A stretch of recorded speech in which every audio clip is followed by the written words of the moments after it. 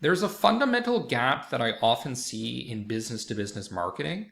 Specifically, I'm thinking here of product marketing managers. And it's not understanding that brand positioning and product positioning are very different things. And the source of a lot of this confusion is looking at the consumer packaged goods space. So with consumer products, what you have are brand managers. The problem is that this is a misnomer. A brand manager in the consumer packaged goods space is not just managing the brand. They're also a product manager, and they're also a product marketing manager, and they're also a brand manager. So those three things are fused together. So a lot of the terminology in consumer marketing talks about the brand, but really they're also talking about the product, and it gets very, very dicey. So when we look at the business to business space, or we look at the tech industry, for example, often what people say is that the brand is what covers multiple products, and the individual product marketing managers are just responsible for the individual products under that umbrella. So that's the distinction they usually draw between brand marketing, brand positioning versus product positioning. And that's true when you're with large companies or companies that have large portfolios. But I would say that there is a difference between brand positioning and product positioning, even when you only have one product.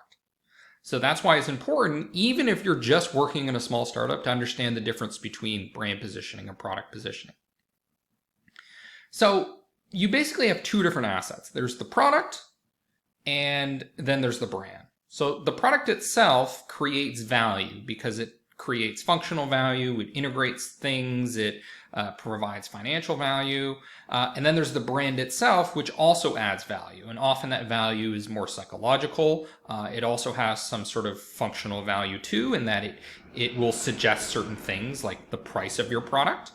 But you need to understand that these are two different assets that create value in different ways, and they need to be positioned differently. So one of the fundamental misunderstandings is that people think that positioning in consumer goods is around emotional things, and positioning in business to business things is around rational things. That's not actually an accurate description of what the differences are, because often what we see based on research from McKinsey is that you tend to generate more word of mouth when you position around functional benefits, even with consumer products like cosmetics, for example. So the key thing to understand here is that typically the brand is positioned around something emotional in the business to business space. It has more psychological value. It's more built around getting into people's long-term memory. And the product itself tends to be positioned more around functional attributes.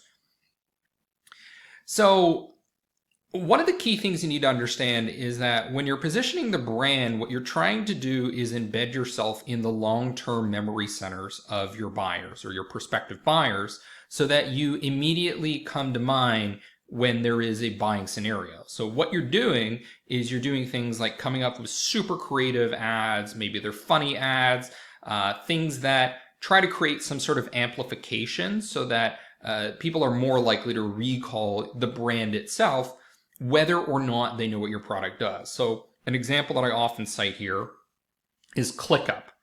ClickUp, I know the brand. I know their vibrant rainbow-like colors. I'm quite familiar with the brand. I don't actually have much knowledge about what the product does because I don't understand the product positioning, but I do understand the brand positioning, sort of this fun, enthusiastic tech brand that's very exciting and that's growing very quickly. So when you're dealing with brand positioning, often what you're doing is you're pushing ads to the market to help build recognition for the brand itself, whether or not people understand in detail what your product does. But maybe they have some sort of vague idea of the category that you're playing in. Now, product positioning, on the other hand, tends to be much more rational.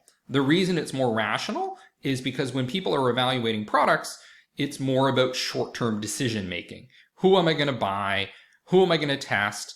Am I going to get a demo? Am I going to get a sample? It's more oriented around taking action, whereas when you're marketing the brand, it's more oriented around building memory and long-term high-level associations. So that's why often in business-to-business tech industry, for example, a website is typically taking the positioning of the product. Because when people are going to your website, they are evaluating rationally whether your product is going to create value, how it creates value. And that's why product marketing managers often take sort of this rational focus when they're doing product marketing on the website. And that's because a website is sort of a middle of funnel marketing asset, in my opinion. On the other hand, when you look at advertising, video advertising, where the goal is to get as many people as possible to watch your video, to become exposed to your brand, in that case, you tend to take a more emotional, brand-centric focus. Now, if you had a website that was positioned more around the brand itself, people are going to get very confused because they're not very educated about what you do. When they're going to a website, they want to get more details about what the product actually does.